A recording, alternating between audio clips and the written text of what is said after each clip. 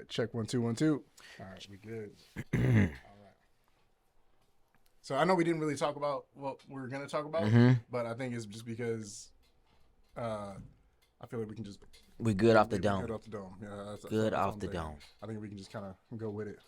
Is this chair gonna be doing this all day? Yeah, but I got these are condenser mics, so like we can it'll kind of pick up just us, and then I'll go into post and fix it as well too. So unfortunately, yes, it will do it, but we good. I was just being tedious. It'll be all right. That was one thing that I hated when I got these, but I was like, dang it, I already got them. So they were probably like the least expensive ones, and they're probably, now I notice I probably should have gone for better because these are not that comfortable, and I'll be honest. Really? I mean, it don't swivel. It's a small seat, right? It don't swivel. It's a small seat, and of course, yeah, I didn't notice that until that's how they get you. That's how Wayfair gets you. Hey, we'll give you a full pack for the price of. Now, what about these? Is Rockville? Is that the top brand, the best brand? Honestly, no. It was just a good starter brand that for podcasts that were decent, and I haven't had a problem with them. Yeah, no, all the stuff I heard sounds good. Listen to it right now. Shoot. This is that sounds good. See what I'm saying? That sounds right? good. That sounds really good. Now, granted, I got a little bit of settings on the mixer, but other than that, like, I mean, they're great in my opinion. Now, did you just dabble into that as you got into podcasting, or did you have music background? Oh no, that's already. I mean, that's already. I've kind of messed around with GarageBand ever since like high school and stuff like that. Of course, so everybody wants to be a rapper. I dabble. Yeah, or make beats. I did. I had a music class. I definitely had a music class that I was in, and we made beats. And, It's like, yeah, Kanye better watch his back, because here I come. Man, I'll be honest with you. I wanted to be a singer. For real. I wanted to be an R&B artist. I wanted to be a popular, the first popular Puerto Rican R&B artist. Is Puerto Rican? You said Puerto Rican? Puerto Rican. So Bad Bunny's Puerto Rican. Yeah. He's considered hip hop? He's considered reggaeton. Okay. All right. What is this? So reggaeton is like the urban version. It's like a hip hop version of like Puerto Rican music, but it originates from Panama. So Panama had started reggaeton, which was like the normal beat that you hear Yes. Okay. Right, so that was like that beat that it came from, and like they kind of started that back in like late '80s, early '90s. Yeah. And then Puerto Rico, it kind of transferred into Puerto Rico, and then Puerto Ricans just kind of blew it up.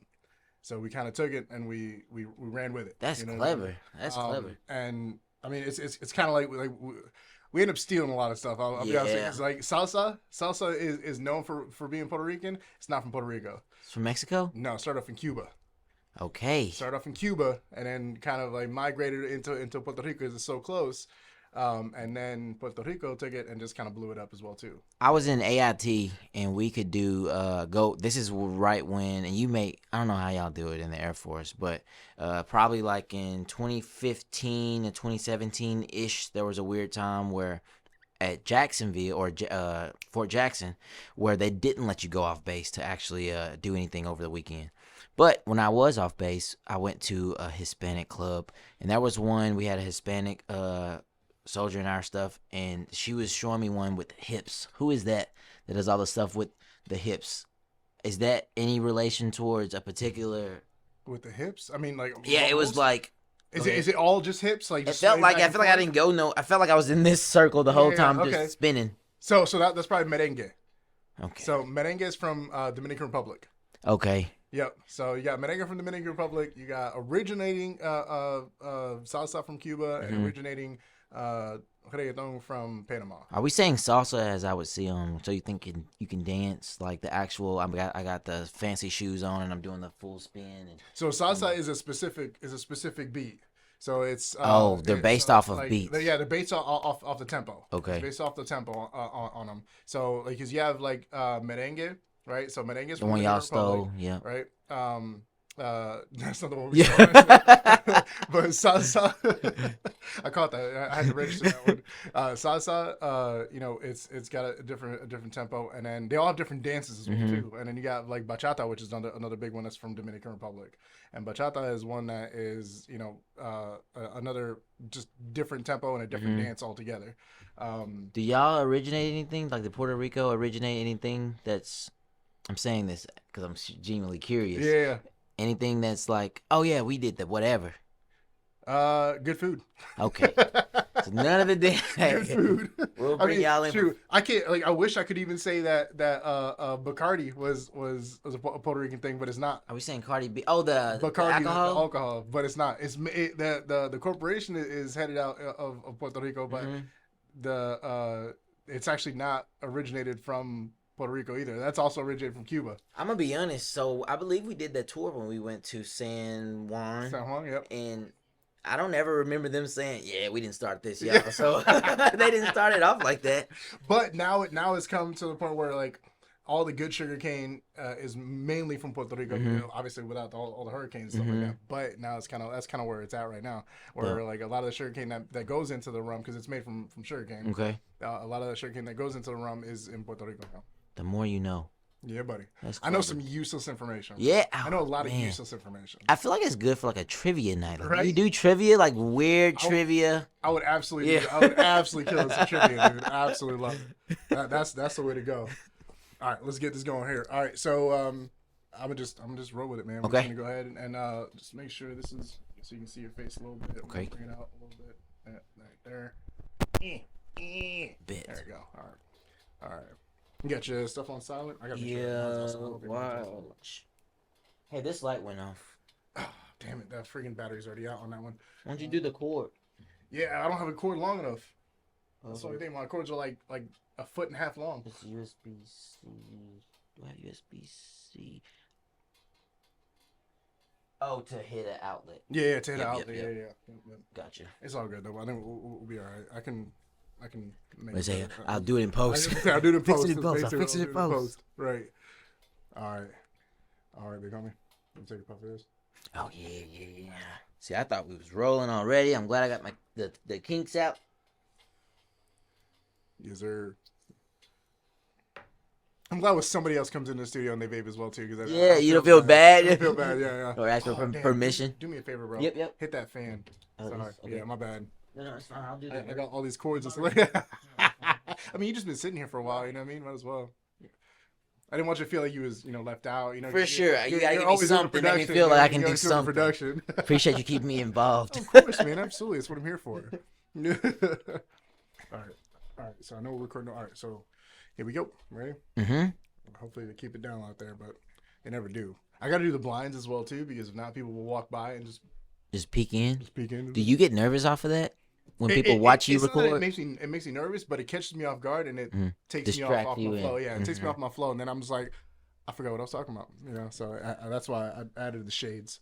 All right, here we go. What's going on, y'all? Joshua Suarez here with Edge Realty, representing for Team Eagle. Nope, I can't do that. They hate it when I do that.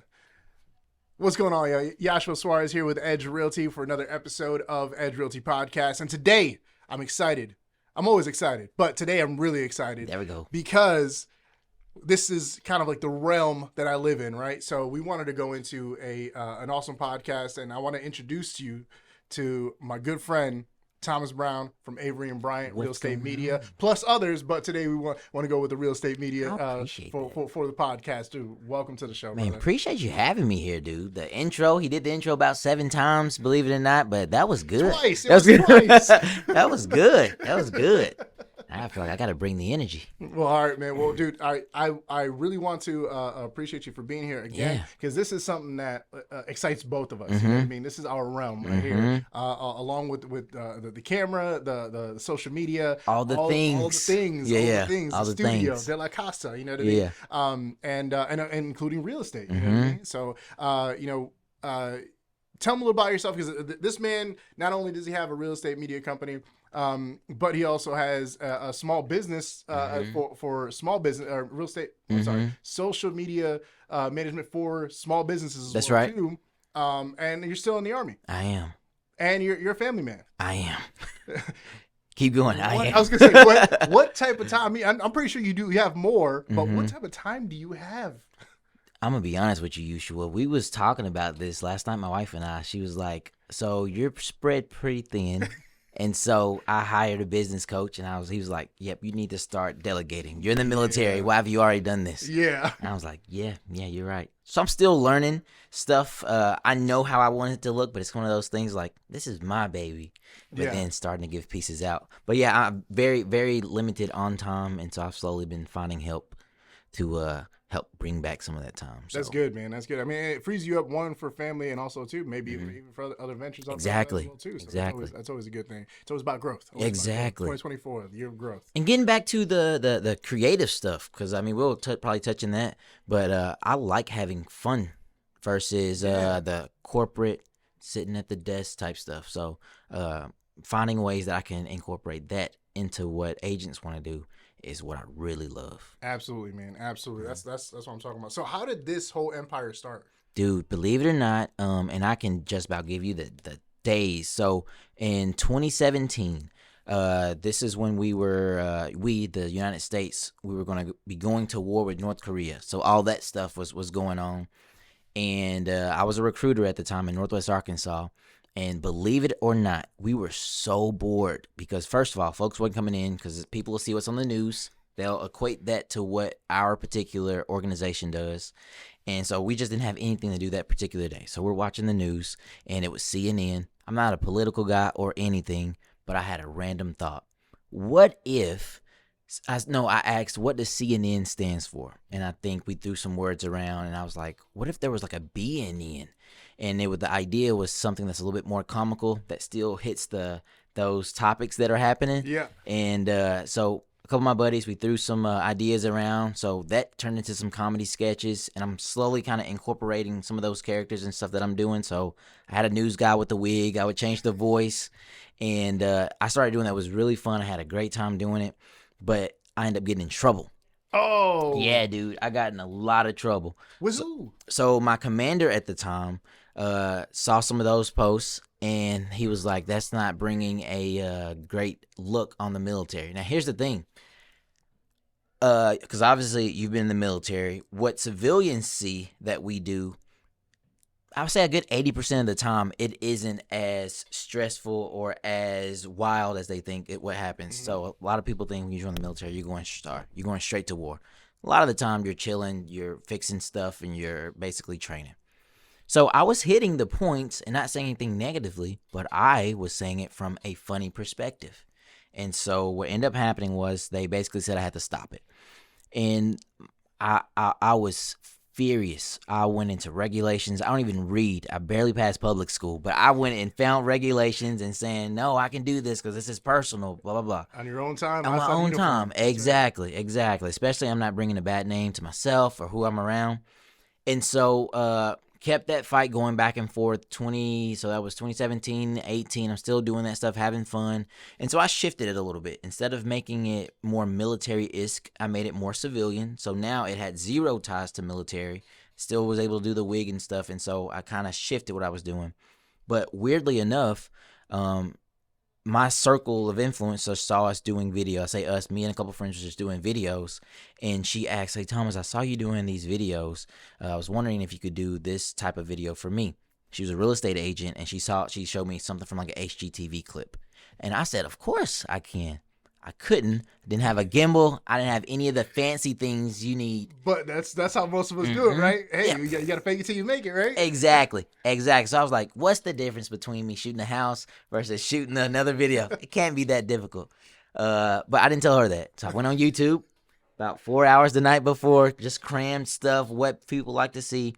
And I showed up the next day, and I have this on my Instagram saved just to remind folks, hey, this is not great, but this is what we do. But I also use it to show kind of the growth on folks, like, hey, this is where we were and this is where we are now. Yeah. So she paid me $50 for that. And I was like, oh, shoot. Y'all done messed up now. There it is. Light bulb went off. Exactly. So I'm like, okay, so if I get, and keep in mind, $50 isn't a ton of money. I'm already in the military, so I'm not hurting for money or anything. But I'm like, if I do like 500 of these, some astronomical number, that's like XYZ. And so I went and bought the stuff literally the next day, and I'm starting to slowly do video.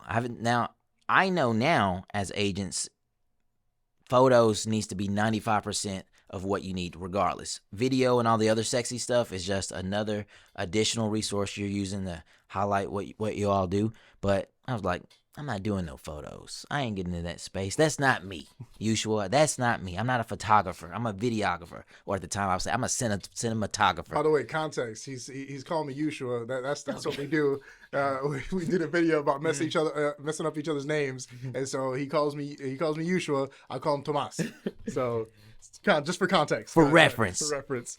And so another friend saw the home video, and this is so weird how are these pieces connected. A friend of mine saw the home video. He said, "Hey, bro, I saw you did that house video. It looked pretty good." And keep in mind, at the time, it did look good for what I did. I gave my full effort. It took me like 8 days to edit it. And in perspective, it takes us 24 hours now to do it. So, so it took me a long time to edit a 1-minute video. And he asked about a wedding video. And obviously, I said, of course I can do that. I couldn't. So I went back on YouTube. YouTube University. Exactly. And I'm going to tell you what I also did here. And I'm not sure if this is good or bad. But he was like, yeah, can you also show me some samples that you did? Now, keep in mind, probably a good maybe 8 months has passed. So it wasn't just that one house video, now weddings, but there was a little time in between. So I was practicing, but I haven't ever done weddings. I told him I could do weddings. And he was like, can you show me some of your samples? And so I literally went on Vimeo. Is that the video? Vimeo? Okay, Yeah. I went on Vimeo, found the video from a guy like in North Dakota, somewhere super far away that wouldn't connect me. And I said, here's a video that I assisted with. And I said, and I tried to justify it by saying, you know, if he said, hey, let me just, hey, yeah, you mind getting him on the phone? And my purpose of justifying saying I assisted with was going to be something along the lines of, I told him it looked good. So that was me checking the blocks and I assisted with it. But it did really look good. So that's one of the videos I am really proud of. Thankfully, it turned out really good. And so now we're into late 2019. So I'm doing house videos, no photography. I'm doing weddings. And now we decide to get a promotion to go down to Central Arkansas. So that's when I got down here. Literally as COVID, end of 2019, COVID, I guess was in 19 and beginning of 20. And full circle, that command team that told me not to do those military videos, they left or got moved somewhere else. A new command team came in, a position opened for marketing. I didn't even know the Army National Guard had marketing as a thing, and I put in for it. Obviously, so I'm having a portfolio at the time, and I'm like, yeah, I would love to do this. I interviewed, I think it was me and like 2 other folks, but obviously the thing at the time that was trending was video, and I was the only one that could do it outside of public affairs for those who know military stuff. So one public affairs is something that we could do that's a cool, sexy stuff. Mm-hmm. And so now I'm down in the military doing it. And so COVID happens, and I've trained up. I went and got a business coach. I done bought all this stuff, and COVID happens. I'm like, oh my gosh. But what ended up working out really well, what I didn't know was you guys couldn't go out, shake hands, and kiss babies. And so for us, 2020, we like boomed. And so I'm slowly starting to get more agents reach out, starting to do free work here and there, trying to find ways to do my creative stuff. And we ended up, we ended up saying, hey, we need to start making stuff official. No one needs to come to my real estate media page and see that I film funerals and dog videos and babies and cats, right? So for most folks, they know me as doing real estate media. And then as you were talking about the social media management and all those things for other business owners, that's usually how that come apart. People don't even know me for the other stuff. Mm-hmm. But thankfully, everything worked itself out. However difficult it was really easy for y'all. Yeah, I made the joke that in 20 when the COVID was high, at its peak, agents could like just about draw a picture on a piece of paper of a house and say, hey, you want to buy this? And it'd go, 10,000 plus over. You're not lying, dude. But that's how it was. That's how it came to be. And we got a team now back up in Northwest Arkansas as of November of 23. We've had them for a year now. So we have an office up there, and we got our office down here. That's awesome, man. Congratulations on that. Appreciate it. And so the progress, I mean, in a business world, mm-hmm. the progress was extremely quick. Yeah. I mean, you're talking 3-4 years max. Mm-hmm. You know what I mean? Now, the back end of that is the passion and the want to do it and the practice of you just having fun Exactly. is where it comes in. Exactly. And I think that's where a lot of people kind of misconstrued like, oh, they've only been around for 3 or 4 years. Yeah, but look at the progress before. And it's like comedians, you know what I mean? Like comedians, Yes. you see them and they blow up because they go viral, but you don't see the last they've been working the last 10, 15, 20 years on their craft. So it's I commend you on that, man. I appreciate it. That's amazing. And you do some amazing work, and that's why I use you as well. Yeah, too, I appreciate that. So much so we even had you reached out to us, yes, which was amazing, and reached out to us and asked us to do our own little clip of like a full house rendition. Man, if you haven't seen that, you got to go see it. It's amazing. We had a blast doing it. We had a bunch of our agents in there as well too. Thomas came with his team as well too, and we just did a whole rendition of Open House and just had a blast the entire day. Dude, so stuff like that. I feel like initially when I came into the real estate space, I was under the impression that I would see what I would see on TV outside of the folks who do fun stuff. But I was like, man, these guys, agents, gonna be suit and ties all the time, and we had a conversation about personalities and what attracts to different audiences. And I was like, man, they wouldn't want to do that. But then when I end up meeting you, we talked about our likes and what we wanted to do. There's about 2 agents, you and another gentleman, on who I always would pitch something that I think would be just fun for me to do, to just explore and scratch my creative itch. Yeah. So I had a feeling I knew you would say yes, but the way you were able to get the whole other team behind it, I thought was dope, because I know there's only creatives. We are weird individuals. So to tell folks, oh man, I got this type of camera, this type of thing, that only makes certain people fancy and want to engage more with that. So the way you're able to get the whole team in it, that was dope. So I really appreciate that. And I think a lot of it is just like pitching it to people. You know what I mean? And at first, I had the hardest time pitching ideas to agents. Yeah, you know what I mean, especially when I first started in this position as a marketing officer, I had the hardest time trying to like convey what's going on here and putting it to words and making it make sense and make it sound appealing. And then I think it got to it was awesome because when I first started, you know, JC brought me on, JC Goff, the founder of Edge Realty, and you know, he was our team lead on the JC Goff team, and he brought me in and kind of gave me the trust. You know what I mean? Gave me the trust to be able to say like, hey, I've got an idea.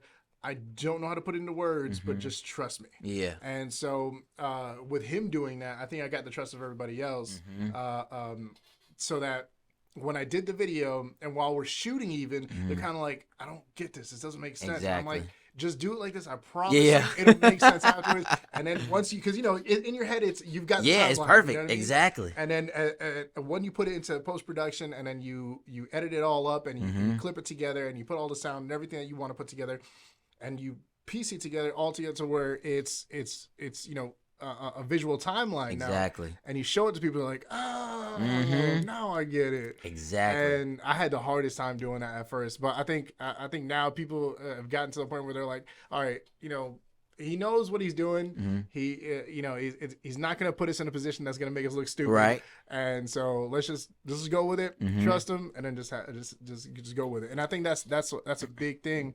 especially with you know, fellow creators as well too. You know what I mean? Doing that collaboration. Yes. As soon as if you pitch me anything, man, I'm most likely always going to say yes. Exactly. Because I can see where you're going. You know what I mean? I can see where your thought, your mind's going, where the thought is, and I'm always down to do something new. So, but that was totally fun, man. I had such a blast doing that. Even though I was running like crazy back and forth. Yeah, we was. Yeah, you was. But that was still a good time though, man. Man, I want to get into. I know we have limited time, and there's a bunch of stuff that we can go over. But the big thing that I really wanted to talk to you about is kind of, you know, explain to us a little bit of what's your thoughts on the importance of social media and video for real estate in general. You know what I mean? From the consumer side and from the realtor side. I'll tell you what. So for the record, I'm not a real estate agent. So all of my ideas come from marketing. And so I tell people, you know your business, your niche, your audience better than anybody. I'm here to give you this creative eye, and I know how to make it look fancy. But video is the thing that's right now. I think I believe this in my whole heart, that if you utilize just video, somebody say, hey, if I had one or the other, which would you suggest?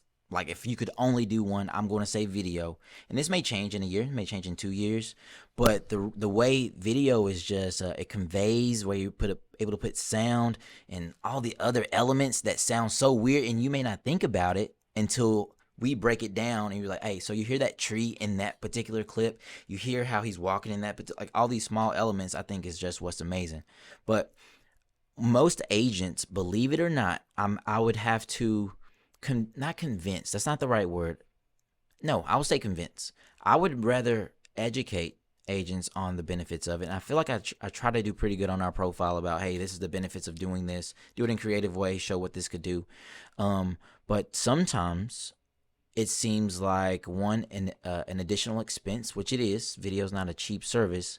But at the other time, trying to show them the value in it. That has been really difficult for me to convey to agents outside of usual. Another agent would say, hey, you need to use video because of XYZ. Usually when those connections happen, great. And I'm like, what about what I said? You know what I'm saying? Like, I was saying the same thing. But man, it's like you have, like, back in the day, you have a workout partner, and like, you know, if you hear something from your significant other, but your workout partner says it, it's like, oh man, I will try that. I just said that. It hit different. It hits different. So I get it. It's funny. You said something just a second ago where it's if they ask you what type of content to put, you're gonna say video. I say that all the time. I'm gonna clip that out, and I'm just gonna save this part just to share with our agents. but yeah, no, man, it really is. I mean, that's. Video is controlling everything as far as social media goes. You know what I mean? Streaming is where it's at. The convenience of having it in your hand. And I love the fact that you put out all those videos on tips for agents as well. Yes. Too. Those are amazing. I've shared a few of yours just to kind of convey that, like, hey, I'm not the only one saying this. You know what I mean? This is from another successful person that's doing real estate media specifically for real estate. So exactly. Advice. Usual, and what I was saying at first, man, I know it's not it is an expensive service, relatively speaking. Correct. Right? So compared to what you would normally pay back in the day. But those tips, I'm not saying utilizing a cell phone is bad. I'm not saying that. But if you're going to utilize a cell phone to do types of content, it needs to be a little bit more creative that's going to make somebody be there. I'm not saying it for photos. We're not even talking about photos. Don't use your cell phone for photos. But for videos, like how a lot of agents would do open houses and would just be on a tripod or whatever. And I made a funny video about it, and I called it whack. It's whack that you would just have your photo or your phone in front of your face, or no, you have the camera reversed and you're like, hey, so we got this stove, dope stove, and staircase to heaven, step by step. Yes. And so you have the resource that you're on 24/7, and you can be so creative with that and just bring us out to do the fancy stuff. Exactly. Yeah. And so, man, time maybe. This right here, I tell agents, like, this right here is going to be like your best friend. Exactly. Not only for business, but for marketing as well. Yes. Utilizing the cameras on these are amazing. You know what I mean? They're amazing as is. Yes, some people can make them look a little bit better because of like post working in post editing, but also maybe even some utilize apps and stuff. That's like right. blah blah blah. But I always tell agents a big thing is you're going to succeed just by participating. That's right. Ooh, 100%. You're gonna get an A+ just by participating in class. For those that are not, those are the ones that are gonna get left behind. I heard a phrase on another podcast that I think somebody clipped, and it's been a viral thing. He was like, the dumb guy, or there's somebody that's way dumber than you, that's way more successful than you, because they're too dumb to care about what other folks think. Yeah, dude, I was like, that is so clever, because we talked to a few agents, and most agents are always in their head about, I don't think, or I feel like nobody cares for the most part. Right, and let's be honest, the most people that are going to be following you at the beginning of your career as a real estate agent are going to be people that you already know. Exactly. They know how you talk. Exactly. They know your mannerisms. They know that if you're quirky. They know if you've got a stutter. Yes. They know who you are already. Are you not going to talk to them in person? Right. You know what I mean? Because you're afraid of that as well too. Yeah. These are the same people. Only thing is, the great thing is that with social media is that you can contact all of them all at once. At one time. At least multiple of them all at one time. When you're sleeping, Absolutely. too. Here, hold that thought. My freaking camera does a timer at 30 minutes. I got. Oh, it's good. You tracking it though. Yeah. I got new equipment coming in today. I was hoping it would come in yesterday, Mm-hmm. but it's coming in today. You should just get the dummy battery. Huh? You should get the dummy battery. That's what's coming. Okay, gotcha. Yeah. So I got the dummy battery coming, and I also have the cord to hook it up to my EOS app on. Just go straight in. And go straight into here. Yeah. So that way, well, one, I'm not gonna use it for for this, not for streaming just yet, but I'm gonna use this for just so that. Because then it takes off the timer. That's right. It takes off the timer and so it can kind of continue, and I can see everything and control it from right here as well. That's right. But then eventually use it for streaming as well too for classes and whatnot. But we on the same wavelength. Yeah. Okay. Yeah, you reading my mind. You see where I'm going. All right. So, man. Oh, you know what? Can I show you why I was almost late today? Please show me. So I'm gonna show you this video real quick.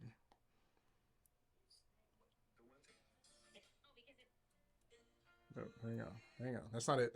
Take your time. Take your time. Good night.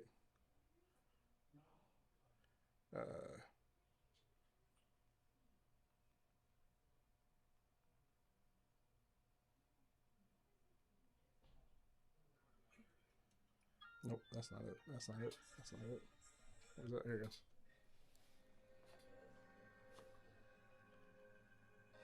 You seen this? Uh-uh.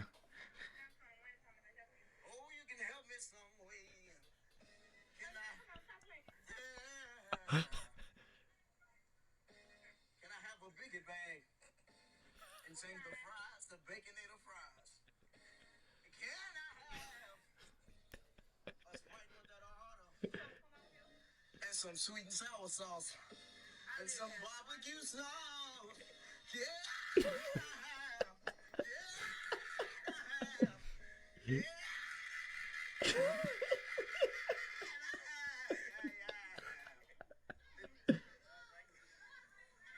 The junior bacon cheeseburger. He was good. Is that an app? That's an app. I'm getting that app. Send that to me or something. I'm getting that app. Now, have you ever been in a Southern church where they actually do that? You got the app?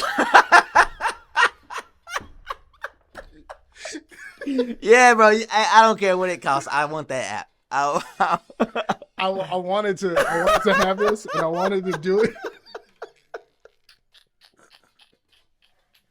I wanted to do it because I wanted to put it on while we were going getting some solid points though. Points out there and telling people what the importance is of social media for real estate. And I wanted to be like, if you play with video, you win. but you gotta do it. But you gotta do the work tomorrow. Don't wait till the day. But if you participate, you win. Hey, so does it just walk up the whole time, or is this the part that? Okay. Oh man, yeah.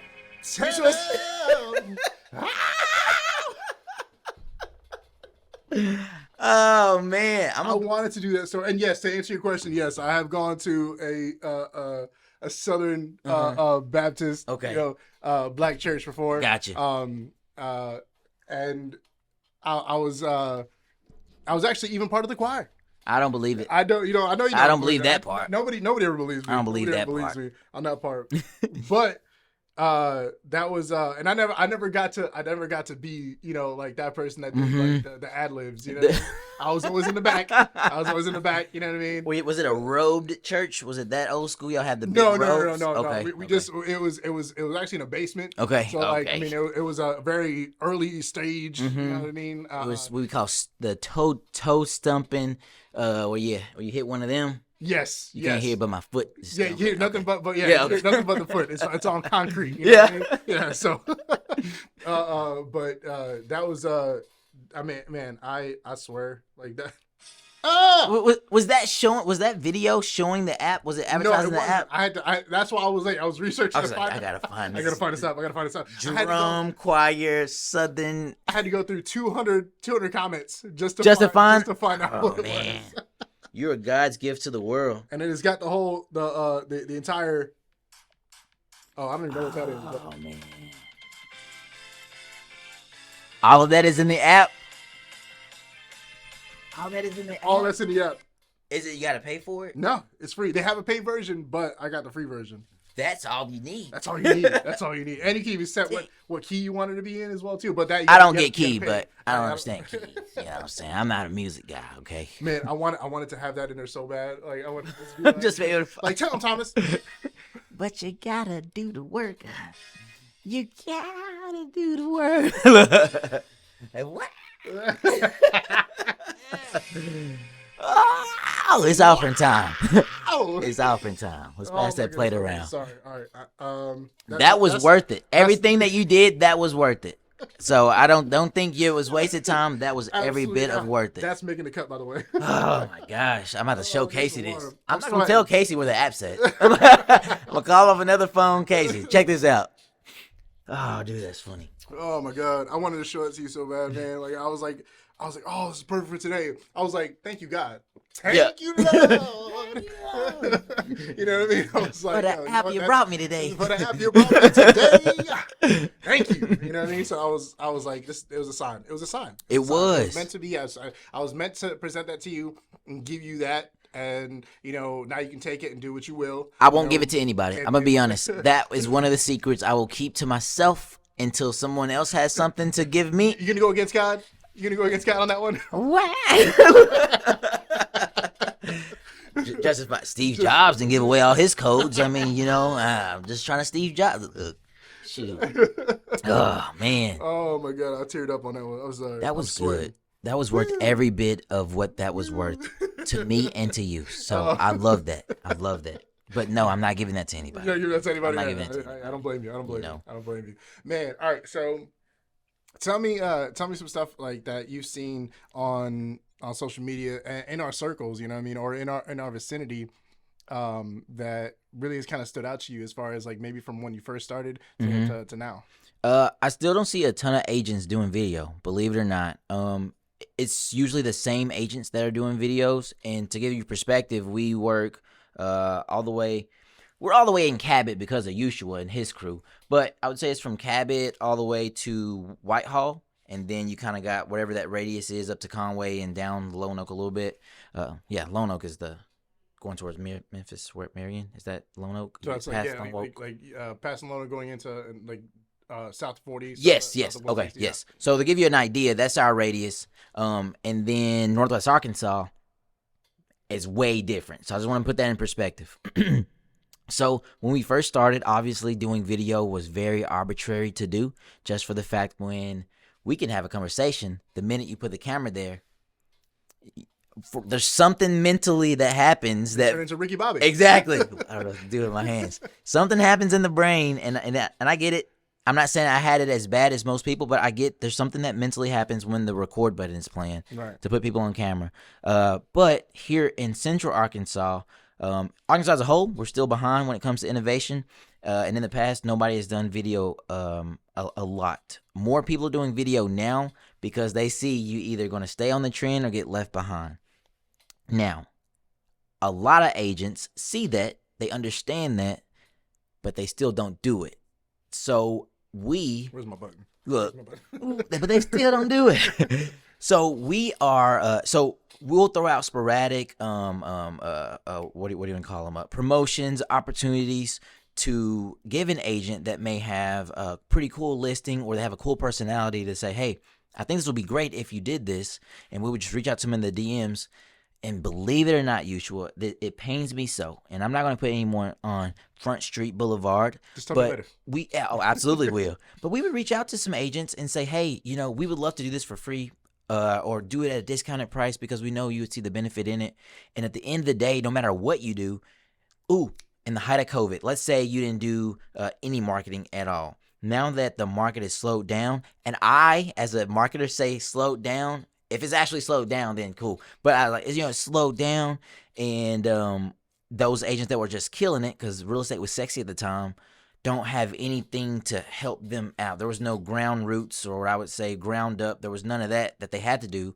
And like I said, you could just draw a picture on a napkin and sell a home at the time. Mhm. So convincing agents to do marketing for videos when it's not slow and when it is slow is what we're trying to get them to do. But we're not seeing a ton of agents in our central area still do a lot of video. But the ones that are doing video content, whether they're getting a free consultation for us to just go over strategies and what you can do on your own phone, or like you guys do, actually do cool videos and, you know, go against the grain of what normal people do, I see are doing way better. But now in Northwest Arkansas, just about everybody and their mama is doing video. Really? It is wild up there. Obviously, they're pretty progressive when it comes to what they're doing, and everybody wants to follow that mold in the state of Arkansas.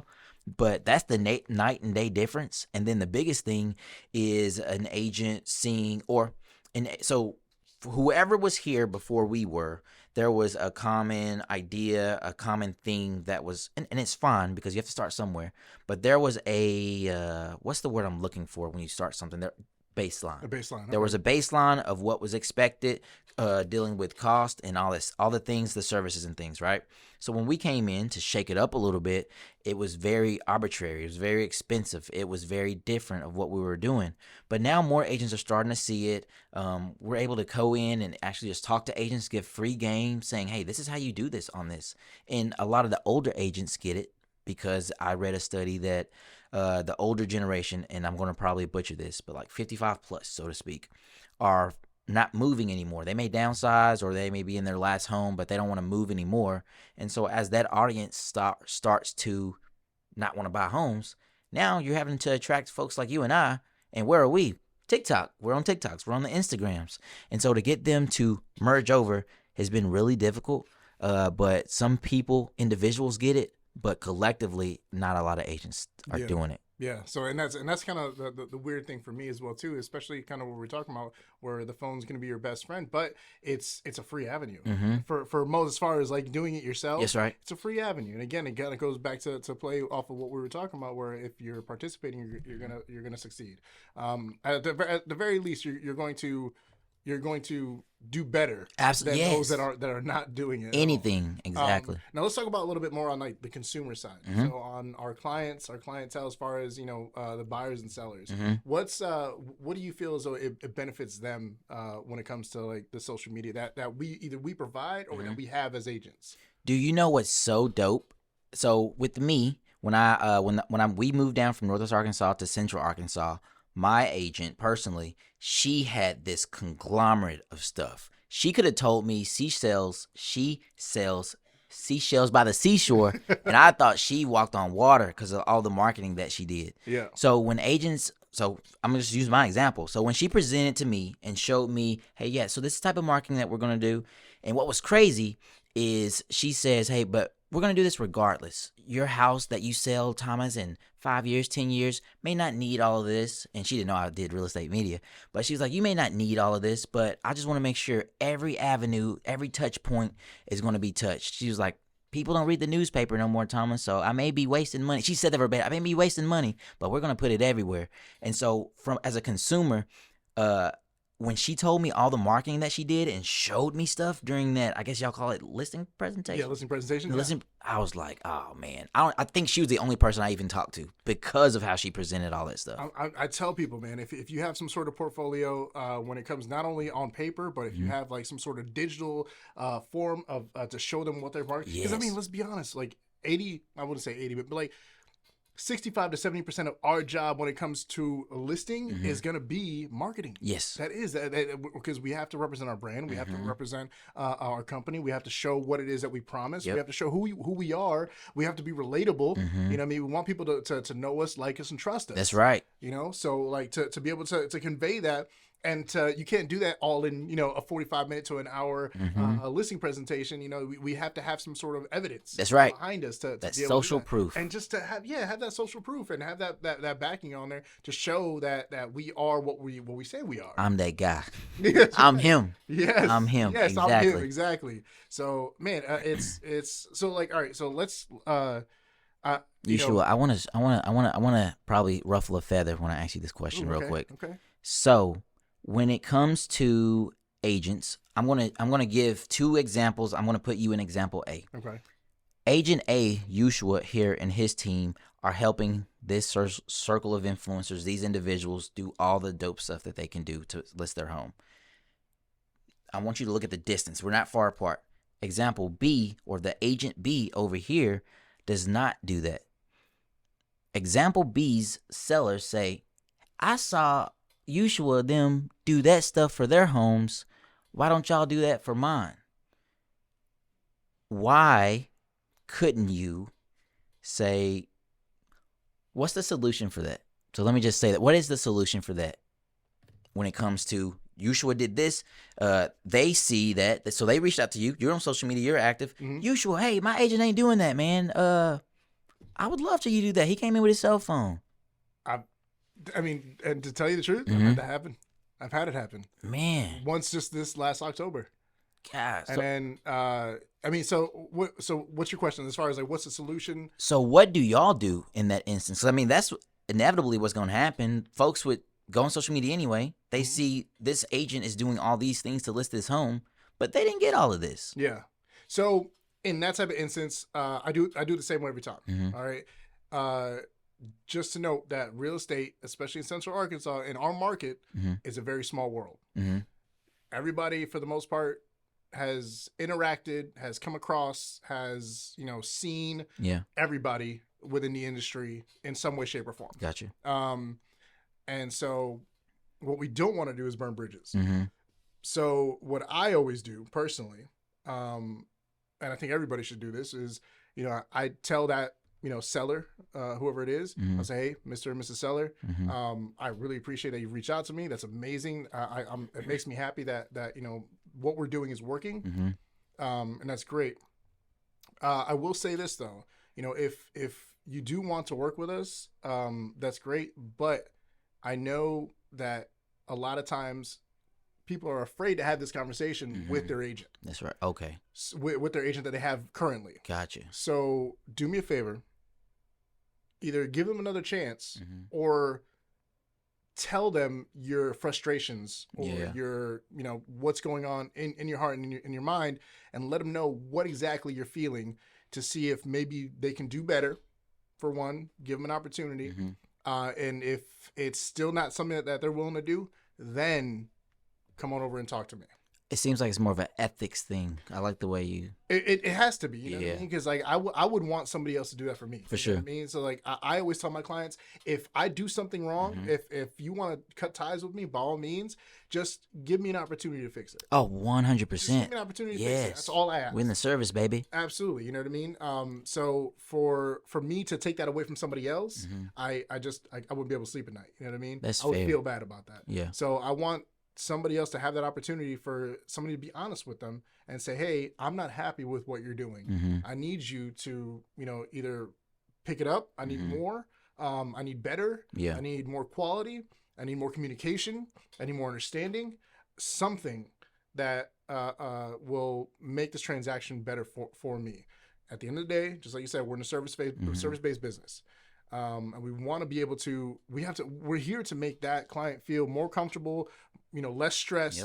Because I can't say stress-free because it's right. stressful no matter what, but less stress, as easy as humanly possible to go through this process. Gotcha. So I, again, can't take that away from somebody else. I would absolutely tell that, I probably wouldn't hit them up directly, the other agent, unless they would go ahead and be like, hey, no, I want you to do. I'm done. I want to be with you. And I was like, okay, well, I need you to go and talk to them, because there might be something with their agreement that they have, some sort of contract or something like that. So there might be something there that, they have to situate first and then come talk to me. Gotcha. But in those cases, I will say, hey, like, I need to know who your agent is, and I need to contact them to let them know, hey, just to let you know this is happening. They contacted me. Yep. I did not contact them. Is that a red flag in y'all's industry? If this is me looking at gray area here real quick. So everybody's in the same system, as you mentioned.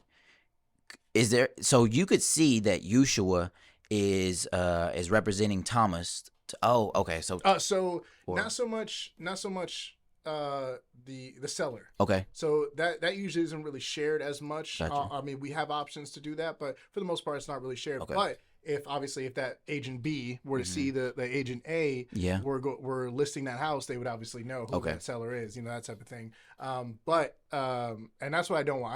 I don't want it to be a surprise. Gotcha. I don't want it to be like, because then it could be misconstrued. That's And- right. And whatever perception is reality. 110%. So I don't want to be perceived as I stole that client. I want it to be known on the front end, like, hey, they contacted me, Mhm. told me about his frustrations. I just want to let you know up front. Yeah. And they're probably going to give you a call later today about possibly negotiating something. So Usual, being that you've been in the game for a minute, why don't you think, from an agent's perspective, because I know this is, Edge Realty's thing, but I'm asking you a question now. Why don't most agents do the extra things? It kind of goes off a little bit off of what you said earlier. Just one part is that they're a little self-conscious. They think it's something that they're gonna get judged for. Mm-hmm. They think they're gonna look stupid. They think they're gonna sound stupid. They're not gonna know what to say. They're not even gonna know what to do with the content after it's done. Gotcha. It is a monster. It's a complete monster, and I understand that. But when it comes to our business, we have to have, especially at the beginning, we have to have a little bit of each hat. Yeah. You know what I mean? We've got to be the CMO. We got to be the CFO. We got to be,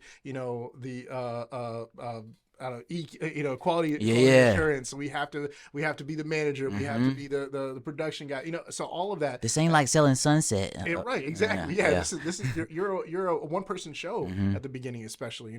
So now, granted, I like to think that Edge has an amazing base, and we have a lot of people here that know what they're doing, and we have a lot of backup here. Yeah.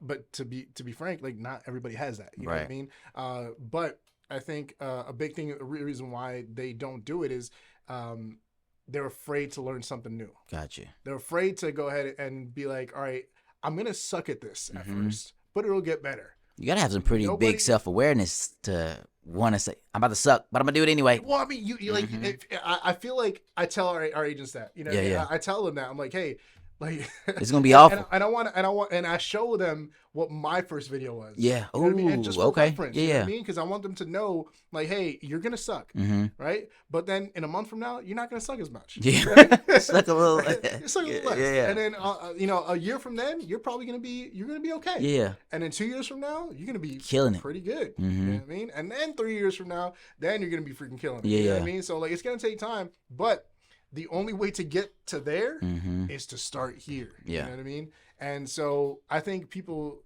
don't view it. They view the obstacle and not the journey. And there is definitely not a destination. That's clever. When they don't see the destination, that's when they're like, "Oh, it's way too vast." It's almost like if you ask a kid that's maybe 15, 16 years old that has smart, doesn't know what they want to do, like, as far as a career path. Yep. But they have great grades and they have obstacles in front of them as far as, like, maybe getting scholarships and all that good stuff. But you ask them, "Hey, what are you gonna do when you grow up?" For most kids, they're going to give you a real basic answer, That's right. because that's what's been programmed in their head. But inside, they're like, I don't have a freaking clue Yeah. what I'm going to do. And it's because the opportunities are so vast. You know what I mean? There's no narrowing it down. That's the other part as well, too, is that when you come into real estate, everybody thinks it's, like you said, Yeah, selling sunset, sunshine. baby. Selling sunset, right? So it's not like selling sunset because, again, you have all these things that you have to do to basically master, or at least be Proficient enough. in all these avenues. Yep. But then to take all that and to narrow it down into the alley that you want to be. You know what I mean? Because you have to find your niche. You got to find your niche to There be you able go. to be who it is that the clientele that you want to be able to represent, the type of houses that you want to list, the market that you want to be in. All that stuff has to align together for you to be successful. Usual. I told creators that reach out to me on that same aspect, but I'll ask you another question. They say, Usual, I feel like I'm leaving money on the table When it comes to what? when I niche down. When you niche down? I feel like I'm leaving all this other money. I could also sell mobile homes. I could sell condos. I could sell lake houses. I could sell mansions. Okay, what's the phrase uh, a what is it? A jack of all trades. Is What's a the full phrase? is a master of Is none. a master of none. Mhm. Jack of all trades is a master of none, right? Mhm. And to be successful in something like this, you got to be a master at one. Yeah. All those successful agents that we've seen have a niche. Mhm. You know what I mean? I know ones that are very successful going all VA, Yeah. all VA buyers, all Man. VA sellers, Mhm. and they go in on it to the point where they go to conferences on just VA. You They know what I double mean? down. They double down. Yeah. Exactly. That 10x rule. Yeah. So then you have ones that are luxury. Mhm. They stick luxury. Yep. You know what I mean? They know their path. Mhm. They stick with it and they do real good. I'm talking about high rollers. Killing. Yeah. You know what I mean? Like triple diamond. Dang. You know what I mean? I don't know the So- significance of triple So diamond. triple diamond is first, you know, as the award we get for award of excellence. Triple diamond is at over $21 million in production Okay. for the year. This is your opportunity to flex. Which one did you get? So we got diamond last year. Okay. We got Okay. diamond last year, and I was super happy about it. And you know, we had a great team, and we I think we killed it when Yeah. it came to as far as like how new our team was. Our team was only around for 2 years. Yeah. Oh, So dang. To have that Yeah. opportunity to be there, I think is a great deal. That's awesome. And you know, we're hoping for we got some change coming Mm-hmm. up, but you know, at the same time, you know, we got one of our agents that are leaving, moving on, and that was kind of to come. It's part of you the know, game, It's part yep. of the game. You know, we want you to grow. We want you Absolutely. to flourish on your own. But there's going to be some change come up this year, so I think we're going to be focusing a little bit more on that, and then Yeah. getting back into the game here in a couple months as well too. And I mean, man. we're always in the game. Don't be wrong. Yeah. Let call them me. know. Let them know. But we're going to be, you know, focusing on some back end stuff, but to be able to move forward For sure. from then on out. I don't know if I answered your question. You did. I went on a rant. No, you did. Yeah. So, but man, I think what we have when it comes to the power that we have here, Mm-hmm. the power that we have in our phone, the power that we even have here. Yes. You know what I mean? And I know not everybody is, you know, Tech proficient, savvy, tech yeah. savvy, and I get that. But there's ways of doing it to where you can be more proficient and have somebody else do it. You Mm-hmm. Yeah. know what I mean? And that's where like services like yourself Mm-hmm. and your companies are huge Yeah. for what we do. And just like you said, it's not utilized enough, That's right. in my opinion. That's right. And I think that's where they're leaving money on the table. Yeah. Okay. Not utilizing The these resources. tools and the Yeah, yeah. resources is leaving money on the table, because then, you know, you're stopping yourself from being seen by, instead of having to call every single client that you have, Mhm. you know, and being on the phone for 20 minutes for Yep. each one while you're connecting, you're authentically connecting. It's Mhm. authentic, but you're only getting to one at a time. To the one-to-one. You know what Exactly. I mean? Where on video, I can still be myself, Mhm. and I can still connect with the people that follow me, and I can connect with multiple people, you know, probably hundreds of people at the same Mhm. time. Why not utilize that? That's what I'm You know saying, what I mean? man. And then still do my calls and my text messages and my connections and my lunches and, you know, pop buys and stuff like Exactly. that. And have all that, the ability to connect all those together while still utilizing this monster over here as well too. So that's what I would say. If somebody came to me and saying like, "Oh, I'm leaving money on the table by you know, going to, you know, a certain niche," Mm-hmm. again, you can't be the master of all. That's right. There's no way. There's like you're not going to be able to do that. You know what I mean? Like, why do you think the most successful people delegate? You know what I Yeah. mean? The most successful people know how to delegate, and it's not so much because it's something that they don't know how to do. It's because a lot of it is the stuff that they don't want to do. Exactly. You know what I mean? They still know how to do it. Gary V's a really good example. Love me some Gary V. Gary V's a really good example. He wanted to be good. He wanted to be knowledgeable on everything, and then know. That's how he was able to pick who he Yep. wanted in each one of these roles, because he knew what they had to do. Exactly. You know, and then from there he gave them he trusted in them to be able to grow from there, To do their job. to do their job, and also to be, you know, knowledgeable enough and passionate enough to be able to do more, because they loved it so much. You Exactly. know? So why not learn a little bit of everything? Still have your niche, but you learn a little bit of everything. what trickles Yeah. down, but you trickle that down to somebody else. I'm glad you turned that all the way around. You made that full circle. Yeah, you like You that? made You that like full that? circle. That was good. God, That my was button, my good. That was good, dude. And to add to that, when it comes to just doing video content, people are like, I don't know where to start. one of the best resources that we have that are super underutilized, and it's a free resource. I want to make sure I'm saying that again. It's a free resource. Is we do 30 minutes worth of free consultations. So individual Ushua once a month could hit up Thomas through our free consultation thing and literally talk, hey, this is what I'm thinking about marketing. What do you think about this? What strategy do you think I should do it? What you think will work? And it doesn't have to be necessarily for a listing. It may be because you are getting that cell phone out and you're about to get ready to do some stuff. And we talked to a lady yesterday and she is super into Coca-Cola. I don't know how healthy that is, but she is super into it. Like, that's what she's known for. Her friends and all that stuff said, oh, yeah, she drinks Coke all the time. Hold that thought real quick. Hold on. Time out on me. Hold that.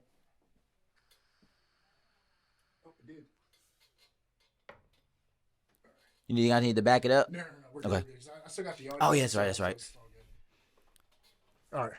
So she's really into Coca-Cola. She's really into Coca-Cola. Don't know how healthy it is, but either way, that was her thing. The assignment was, or the exercise was, what is one thing that you like to do, and how can you make a personality around that? And that's what I was getting them to see, show them how easy it was. So her thing was Coca-Cola. She doesn't like being on video, or she's okay with being on video, but she doesn't know what to say, what to do. So I was like, all right, here's an easy strategy. If Coca-Cola is your thing, you're going to do what's called shameless plugs, right? So you may see these videos. I haven't seen probably past the second Fast and Furious. But you... What? Yeah. I'm sorry. I'm sorry. Let's stop right there. Stop right there. Now... There's too many. It's too much. You didn't even see Tokyo Drift? No. Oh. No. Now I get Vin Diesel and Paul Walker weren't in there. See, I wouldn't have known that. I would have assumed they were in all of them until Paul passed. I would know. Tomas. What I'm saying, Ushua, there's so much going. There can't be that much car stuff happening. And yeah, but that's the fun part about it. Who in their right mind would do any of that? You know what I mean? But the fact that they were able to make it look like they did, yes, and I mean, like, even part one was pretty damn cool because that looked all pretty real. Yeah, for the most 100%. part. Part two, and then we went to Tokyo. And then they went to Tokyo. I said, okay, I'm not going to Tokyo with y'all. I will stop my bus here. My God, I will get off here. Tokyo Drift. I feel like based off the name, I could understand what it is. Maybe they're drifting, and maybe they're in Tokyo. That's probably the movie and they're driving. But if all right, come on. So you didn't get to see like the Lancers. What is that? The No. Mitsubishi Lancers. No, is that significant in cars? Yes. I'm not a car guy. Oh, I'm not anywhere near a car guy. I bought a truck because I got a good deal on it. Somebody said, hey, you did buy a Tundra. They last forever. Hey, it's got But- 4x4. Yeah, hey, you want 4x4. But outside of that, I don't, that doesn't spark my fancy. I was like, 10 of them? Luckily, I saw your Marvel. Are you a Marvels guy? I am a Marvels I will watch every bit of Marvels guy. I will go talk. I have a very, very smart nerd guy. He's super smart, but he nerds out. That's his thing to nerd out about. Yeah. And he will explain, like, no, so you need to watch this one before this because this is what's The going to explain. timelines. Yes. Yeah. So I thought that was really clever. And then I started to almost go into Star Wars because he was telling me that. But I never tapped into Star Wars either yet. Man, they lost me when they went to like the ones that came out in like the late 90s, early 2000s. The first ones? No, yeah, Wait. so like the prequels. Okay. Yeah, the prequels. They lost me in the prequels. And so you never even jumped back in? I watched them Mhm. just to see if something would change. Yeah. But they got me back whenever they came back with the new ones though, with the more recent ones, the ones that kind of came out within the last 10 years. Oh, yeah. I want to say there was one where I guess they had the first black guy that was in one of them. He was in Marvels as that floating head thing. Was he in that one? All right. All right. Marvel. I'm about to try to. I need you to walk with this because I don't want you to seem like I'm crazy. Okay. All right. So in Marvels, they the guy from Black Panther, his nemesis that was also his brother, Yeah. that Or his gentleman. cousin. Yeah. Yes, so that gentleman. No, we're not talking about Michael B. Jordan. Oh, okay. Let me jump again. The guy from Creed that was training Michael B. Jordan in Creed 3 or something. Oh, I don't think I got to catch that one. Gosh. what does Joe Rogan do? Hey, pull that up for me. How do you do? Yeah, right, yeah. Jamie. So there's I need a Jamie. so there's a gentleman that I've lost my train of thought. So there's a gentleman that was in Star Wars, and that almost gave me the spark to want to go and do that, but I never did. But Harry Potter is another one I was about to bring up. Yes. That whole ecosystem from what? Wait, what are you gonna say about Harry Oh, Potter? I was gonna say I like Harry Potter. I've Okay. only read the first book. Okay. Because we had AR tests back in the day. Do you know what AR tests are? Yeah. So I read Harry Potter, got a lot of points, and that what got me interested in all of the stuff. And so when they came out with the Fantastic Beasts and Where to Find Them, and Yeah. all these other avenues that connect together, I thought that was just so beautifully orchestrated. Oh, yeah. Especially just like this journey story. What do you call this? Timeline. Timeline, yeah. Timeline. The whole series. Yes. Yeah. So I mean, Harry Potter is another big thing of ours, especially like the original movies as well. Same like you. I only read like the first book. Yep. I think I maybe got halfway through the second book, but then like the movies started coming out. And I was like, this is my thing. And yeah, it was my jam. And then even now till today, like my wife, she loves it. Yeah. She's always loved it since she was a kid as well too. And we watch it every year. So we watch the entire thing, the entire series, all eight movies, for around like the last like quarter of the year. Is that a Christmas thing? It's a Christmas thing, yeah. Because if you look at each movie has a Christmas scene. Here we go. Each movie has a Christmas scene. I have a little egg. What is it? Easter A egg. little Easter egg. Every single one of those movies has a Christmas scene. I don't want to jump too far, but what do you feel about Die Hard? That's a Christmas movie. Say it. If you ask me, I will. But Say it. I'm listening. I'm listening. I'm here to listen. I don't think it is. You're Okay. the guest on the show. Okay. I don't think it's a Christmas movie. There's nothing Christmassy about it.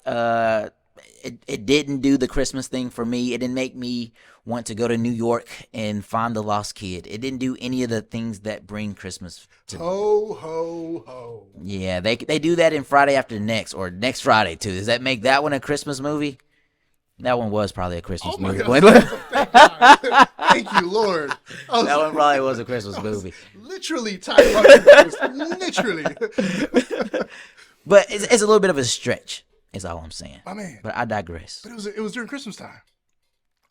Okay, so if somebody cooks ham in July, does that make that a Christmas ham? But it wasn't during Christmas. That's what I'm saying. Just because of the timeline that it's in makes it have all of the other elements to it? Yes. No. Absolutely. No, I feel like I can bring up at least two other instances Die Hard, where that won't make What were they sense. doing? What were they doing at the beginning of the first Die Hard? What, a hockey game? So it was a hockey game, but what were they doing at the what was that Tachikawa Tower, whatever The guys upstairs? Wait, what was going on? What was that? they're getting company doing? robbed? What was the company doing? I don't know. Educate me. They were having a Christmas party. Okay, I see what we're doing. I felt like Hey, you brought a knife to a gun show. I That's felt all like I'm this saying. whole podcast was a setup. This won't even get aired into Christmas time and all. Oh, you look at a picture on Christmas. Yeah. Oh, man, I would have sat you down and like made you watch all these movies right here. Nah, we're gonna do this. We're No, gonna do this right here. we're Pull gonna it up. Pull it up. Jamie, pull it up, Jamie. That's his name. I need Jamie. Yeah. Okay. You need a Jamie. I need Yes, a Jamie. you need a Absolutely. Jamie. That would be awesome having Jamie here. I told you I need a team, man. That'd be really cool to have one here. Okay, sorry. No, we you're good. digress. We You're digress. But You're light. Hmm? You're light. That one. oh, goodness gracious. Do it in post. I know I'll do it. Do it in as well, I post. guess. I actually got that one. That one's plugged in at least though. Yeah. I got something. I'm winning at something. I don't think it was I'm bad. trying. I don't look. I'm doing my best with what I got. That's what I I'm got. doing my best with what I All got. right. See, if I had a team, There you go. they would have charged you for There it. you go. So, hey, but what are we talking about, man? What are we So talking about? we was ending on we ended up coming to. I was asking you about the ethics thing. You was telling me where the consumer and their values about videos. How does that look to them from their perspective when agents do video content? Yeah. And so, I think personally, as the one that doesn't do real estate stuff, I could just think it looks dope. But do you guys get a different fancy? Do people brighten up, spark up when they see you guys doing video, or is your circle that you guys attract, everybody's doing video, so it's now you're having to bring another element, like another secret I also got this. So that's a good question. That's a good question, and I think it kind of goes to the latter. Mm-hmm. You know what I mean? And it's just like that. It's you get we start adding content, and then it kind of starts being a normal thing, Mm-hmm. and then you got to step it up a little Yeah. bit because it's always got to be what do you do differently Mm-hmm. from other agents? You know what I mean? And I want everybody like I would love if it kept going that way, Mm-hmm. just because then it makes it competitive. Yeah. And even if it was just within Edge Realty, Yeah. like that would be even cooler. Ooh. Because then we could start competing on like Exactly. we could publicly say like we're competing on videos. Yeah. What I mean? And don't think I forgot about was it Marquise? Yep. Marquise? Yep. Yeah, that's right. Marquise, That's right. you know who you are. They go tit for tat for creativity. Tit for tat. So I think either way, I think that'd be super fun. Mm-hmm. But I think it would be like a competitive edge, like inside. See what I did there? I see what you looped it. JC, love you, bro. It's like when you hear the movie name in the movie. Right. They said it. Okay. They said it. They said it. Yeah. So to kind of have that competitive edge is to be able to go ahead and do something else that somebody else is not doing, Mm-hmm. and do it better, or do it more, or do something different. It doesn't always have to be something different, but it can be just something more. And I think that would be awesome though if it was that, because then it keeps it interesting. Yes. You know what I mean, it keeps it super interesting, and then just like the real estate game evolves, so will marketing. Yep. The marketing game will evolve, just how social media is still evolving. On almost a daily basis. Yeah. For some parts. I was about to say, I'll tell you what. I think what you do, and you were mentioning Keith at first, what you guys do as individuals, let's just use YouTube. When we're on a listing with you guys and we just talk creatively, use like the home with the basketball court. Yeah. I don't know any other agents outside of y'all two that would do anything or feel the vibe to do anything like that. And I'm like, that's a missed opportunity.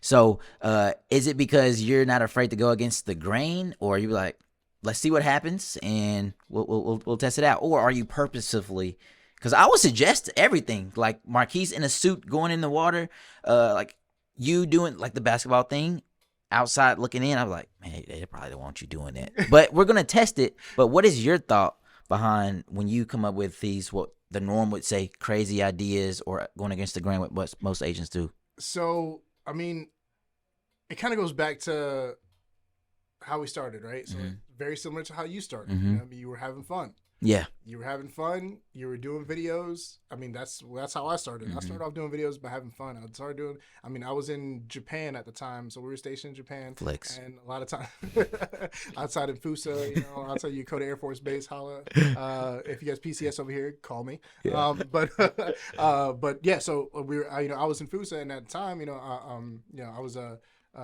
dependent, so I was, a lot of time, before I was able to get a job, which is hard to get a job out there, I was, I went ahead and was just finding things to do, So, I ended up getting a MacBook, and literally or not a MacBook, but like a Mac computer desktop, and with the camera that's on already the came computer with it. itself, I was doing videos with that, and on iMovie, you know what I mean, which comes with the program, the iOS, and started doing that, and then I was like, man, I really want to kind of I started getting into like watching vlogs and stuff like that. I was watching a big thing was when Wiz Khalifa was doing A Day in the Life. I never knew he You did know, that. No. So this is probably before your time, Okay. but this was back in like 2010, 2011. Every so bit. Wiz, Every bit. So Wiz Khalifa was like really kind of getting noticed. He was coming out with his mixtapes and all this stuff, and even before he came out with his first debut album, he had a videographer that would follow him on tour. And That is clever. Video, he's doing videos on YouTube, and it were like 10 minutes long, but it would be a section of his tour that he was shooting, and all the antics that they do, and all the stuff that he goes do, and all the people he runs into, and doing music videos, all the stuff that he was doing while he was staying busy. Yeah.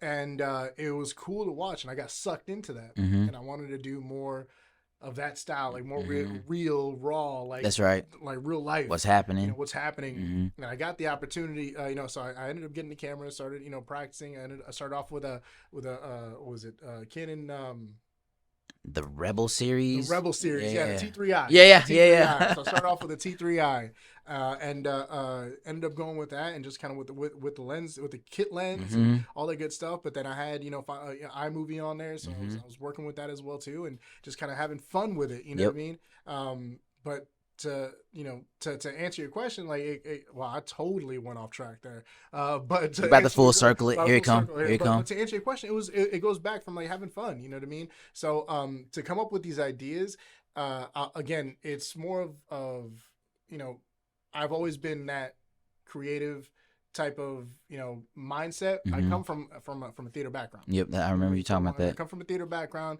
I come from a marketing background. So tying the two together was like perfect for me. It just kind of fit. And then social media came around, and social media got huge where you could upload videos and stuff like that. And that's where I started. I was going around with I don't know if you remember this, but there was this little like flip. There was this little flip camera, not a flip phone, not it a was just razor. camera. It literally looked like a little thing like this, and it was a little box like this, and you would take that, you could literally fit in your pocket. It probably was about a little bit smaller than like my phone, right? And you would take it, it's got a little phone right here, it's got a little camera right here that you would flip over, and it would turn on the camera. It's got like a small little screen like this big, and you can put an SD card in it, maybe max like 256 megabytes. You know what I mean? Like What were you doing with that? Huh? What were you doing with that? Oh, so I was. That's when I was doing when I was being a promoter. Wow, this is a whole different life.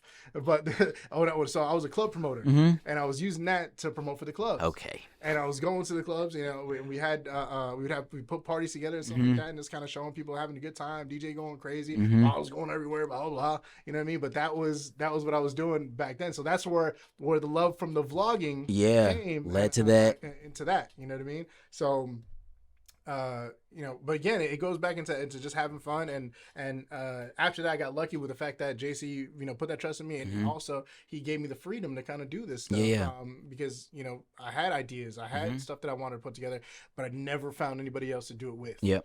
And that I think to me was part of the part that probably held me back at the beginning, was because I had nobody else to do it with, and I was always great at bouncing off other people. Yes, that cross collaboration, dude, man. that's amazing. If you can sit down and start collaborating with somebody, and you just start shooting ideas, and then you just bounce off that idea, Exactly. that idea goes to the next one, that idea goes to the next one. Oh, I seen that video. Hey, check this out. We can do that clip based off this. Yeah. Dude, yes. Right? You know what I'm saying? So, like, that to me is fun. That to me is a good time. Exactly. Like, forget going out to parties, forget Dude. going out to the club. Yes. Like, if you sit, like, if you want me to come over and you just want to have a good time, like, I'm not much of a gamer. You know what I mean? So I don't really play video games like that. I'll play every once in a while, some co-op games. You dabble. Because my wife's a gamer, you know what I mean? So I dabble in that. But if you really want to have a good time where I lose track of time, sit me down, give me a script idea, and like, you want me to, like, revise it, or we bounce back to make it even longer, like, oh buddy, You want me to have a hard time coming home that night? You tell me that. You know what I'm saying? Like, my wife would be like, what are you doing right now? It's like midnight on a Tuesday. I'm like, We're almost done. We're almost done, man. We're almost done, I promise. We're never I'm almost like, done. "Man, we're never almost We're done. almost Yeah, done. It'd be 5 o'clock in the morning before we're like, we probably need to go. Yeah. But no, man, it's all about having a good time, and I think that's where people lose. And on top of that, I really don't care. This is bad, but I really don't care about looking silly if it brings across my point. Correct. If it brings across my point, I don't mind being silly. And for the most part, most of the silly stuff that I do anyways, it's a character. It's not me. That's right. You That's know what I right. mean? And so that, again, goes back to the theater. You know what I mean? I get to explore that little character. Exactly. Give him a little background. You know what I mean? Like, So do you feel like there is a fine line, because you mentioned the character versus you? Because I have been torn in the middle. That's why I slowly dabble in the wig character that I get. But I want folks to know I'm still legit. I still know what I'm doing. I'm still good. yeah. But there's this too. Do you think there's only just a small audience that thinks, like, if that's how he is, I don't want to? Do you think I'm kind of just? You think so? That thought, you think that's just only just a small group of individuals? I think it is. Okay. I think it's a small group of individuals, because, I mean, like, your work speaks for itself. You know what I mean? So the fact that you have people reaching out to you, your business is thriving, you know what I mean, and people are still trusting you to get their content out. I don't think it's gonna it makes anybody think any less of you. Mhm. You know what I mean? That's again just you just having fun. You're going back to your roots. But you as an agent though, so yours is a little bit different. Do you So feel me as an agent, Okay. I still feel as though like if you work with me, you know who I am. got you? You know what I'm about. You know what I mean? I want to work with people that like me. You Yeah. know that I like as well too. Mm-hmm. I know I'm not everybody's cup of tea. Yeah. That's another big thing that I think that Yes. gets agents kind of torn up is that they can't face the fact that they're not everybody's cup of tea. That not everybody's going to be a fan of theirs. Just because of personality types, or Yeah. I know I'm not everybody's cup of tea. I know I'm not for everybody because if like for some people, you know, especially the type of personality that is very kind of more, you know, introverted or, you know, is very timid, you know, I'm this way. I'm sweating right now. You know what I mean? Yeah. Like I'm getting at it, you know, and this is the way I talk. I'm very animated. I talk with my hands. Yep. I'm Puerto Rican. I'm from the Northeast. You know what I mean? So we talk fast and we talk loud. You know? Energetic. So energetic. Yeah. You know, I want to get my passion and my point across. So I think it's I know that for some people that's a lot. That is a lot for some people. So would you suggest? Because we've had this conversation, but I just want to hear you say it on camera. So would you suggest changing personalities? And there's another term for it. I don't even know if that term that is a derogatory. I don't feel like it's a derogatory term. Like code switching. Is that a bad term? For what? Code switching? I don't even know what that is. Yeah, I felt like we had this conversation. I don't know. So code switching, and I'll tell you where I got it from. So as a recruiter in Northwest Arkansas, I'm from West Memphis, and Northwest Arkansas is a very different crowd. Yeah, it is. I couldn't be West Memphis. West Memphis hurt me up there initially, right? So I would not necessarily change my wardrobe or change my fit, but I did what that market needed me to do, got them comfortable, and then said, by the way, here's actual West Memphis. Here's the thing. Yeah. So just is that a bad thing? Kind of like adapting?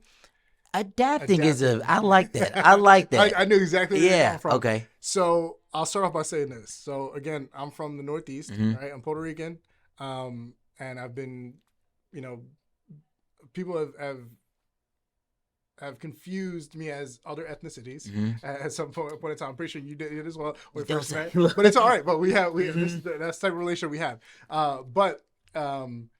You know, and lucky enough, I came from an extremely diverse area, like extremely diverse.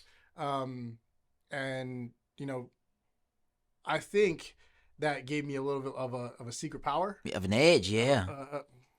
Okay, you see how you like that, brought it back to the idea. Yeah, so I think that gave me a little bit of extra power to be able to, you know, adapt to certain people. Okay, you know what I mean. I'm not going to change who I am, but I can. How do I say this? I can kind of maneuver in different crowds. Okay. If that Yeah, makes sense. no, that You know what does. I mean? I like to maneuver in different crowds. I was that person in high school where I maneuvered in different crowds. Yep. Now, granted, in high school, I probably took it a little bit too far.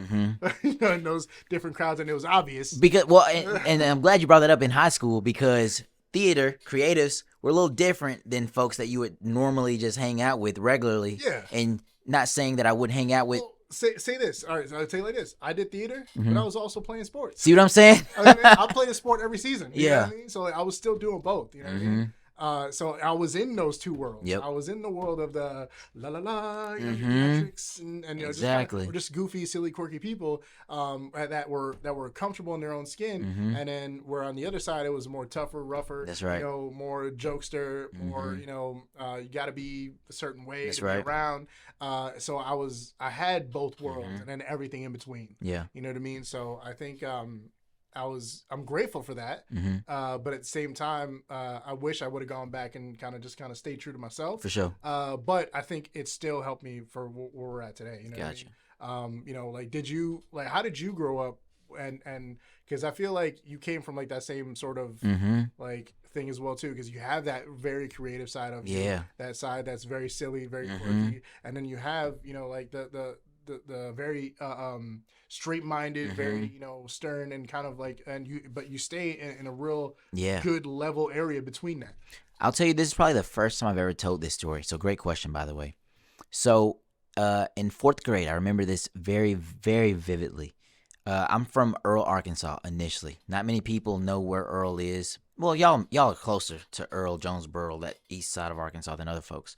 But I'm from Earl, Arkansas, and my parents were huge advocates about you going outside until the lights are on. Obviously, that's going to generate imagination, creativity, and all that stuff. So super thankful. My kid don't go out a lot, but you know what I'm saying. That was good for what it was back in the time. But I think this is what ended up contributing to where I am now.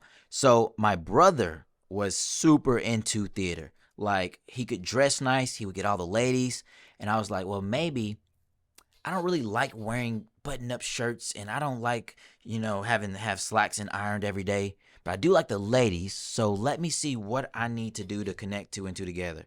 So he was huge into musicals. He was a huge Disney. I say was. I mean, he's still here. So he was super big into, hey man, let's go watch The Lion King, let's watch Tarzan or whatever. And he would sing it, and I was like, that's pretty cool. That's pretty cool. And so that creative part, we would always do that. And then when YouTube came out in 2007, I believe, we would have the laptop with the cameras doing funny stuff. But then there was this weird shift from 2016 to 2017. The shift was my dad had died in that gap to go into that new year. Mm-hmm. This was probably ninth grade ish for me. So in I wasn't. Anyway, regardless of 2016, I was in ninth grade. So ninth grade to 10th grade, that weird year where I have to almost know what I want to do in life and people are expecting me to do a certain thing, that was really weird for me. So I was I was gifted and talented. I was doing all this stuff. But then when he passed, I literally went from peak to like, I don't really care. I'm going to just do whatever.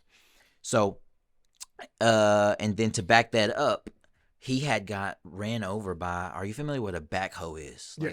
Okay. So he had hurt himself really bad, and he is one of the people that no matter what happens, I'm going to make sure my family is good. So if he would have to work 12 jobs, 7 jobs, whatever, he was good, right? That was this one time for that 9th to 10th grade year where I was riding the bus back home. He just recovered from doing physical therapy, and I'm in the back seat. I do my thing when I'm on the bus. I kind of like to focus, just look and whatever. And he was on his bike riding home. Now, keep in mind, my dad had a job. He was doing stuff, but now he's having to kind of build back up. And he's working 3 jobs on a bike. So, in my head, bicycle. Oh. Okay. So, in my head, outside of what society's thinking, like, that dude's a hustler, bro. Like, 3 jobs, you're going from this maintenance job. And I'm not talking about working at, like, nothing against, like, Dollar General, but this dude was, like, manual labor, doing all this stuff at these different hotels. And so, he's driving by. My bus is also driving by. There's a group of kids behind me. And keep in mind, I don't really conjugate when I'm on the bus because I could get weird, whatever. But they say something about the gentleman, that's my dad there, riding his bike. So he was an older guy. And it was something along the lines of, man, look at that old dude. I'm going to just paraphrase. Look at that old dude, insert derogatory remarks. All right? So I'm going to put that there. And so I was a little bit heated and then slightly embarrassed. I'm like, yeah, why is my dad riding a bike? So now I'm kind of feeding into what they're doing. And then I got upset with him.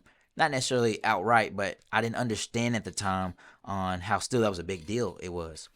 And so I said to myself, and I talked to my mom, months later, I was like, I'm going to make sure that, I said, I appreciate seeing that, experiencing all of that, but I'm going to make sure that my family never have to worry about, and it may come from a place of selfishness, that I'm going to make sure that my family never has to experience or my daughter ever has to do anything like that. Not that that was bad, but I just don't want her to have to go through anything like that. Mm-hmm. So that's what led me to, all right, so how do I make sure I'm never in a situation where that happens? And so now following guys like Gary Vee, not necessarily Tony Robbins, but like all correct, yeah. Like all these people that give you motivational things and telling you how you be successful. Like I literally took that to heart. Yeah. And that's kind of where I'm able to kind of do the two difference back and forths. So this side of me is like this because I never want to have this happen to my family.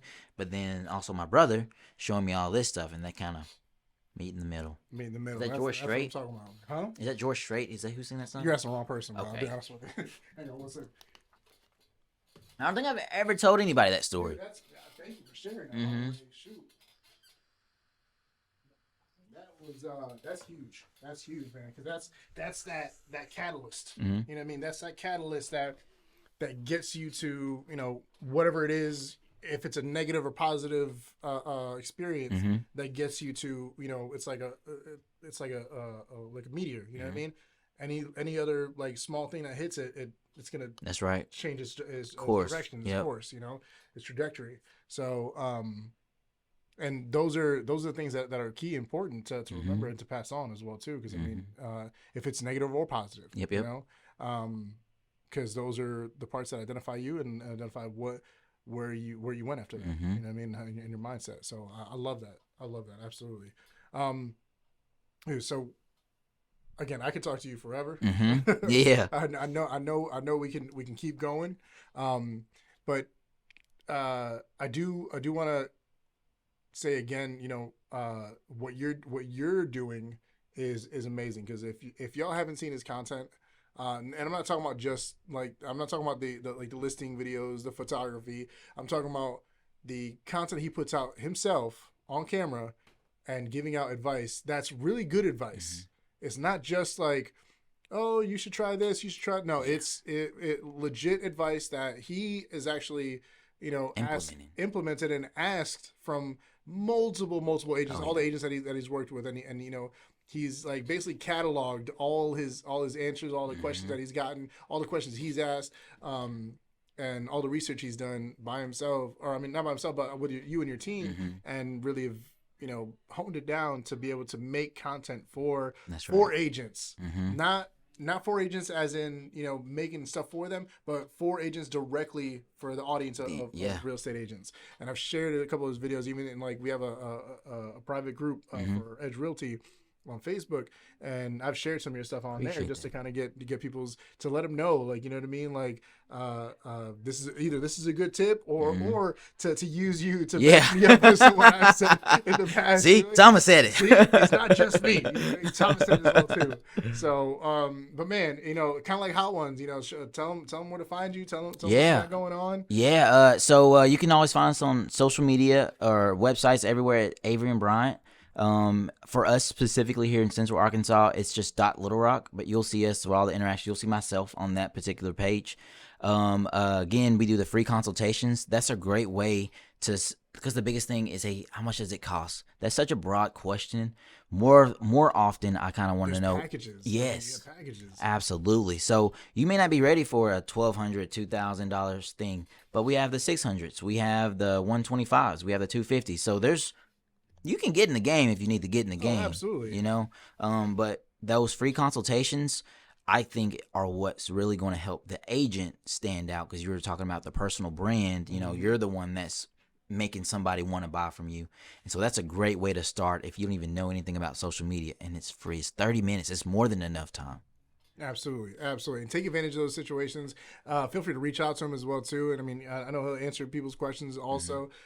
He's answered plenty of mine, you know, kind of going forward. And I'm happy and extremely proud of everything you've been able to accomplish so far, and what you have to come as well. Appreciate that. And I'm honored to call you a friend. Thank you.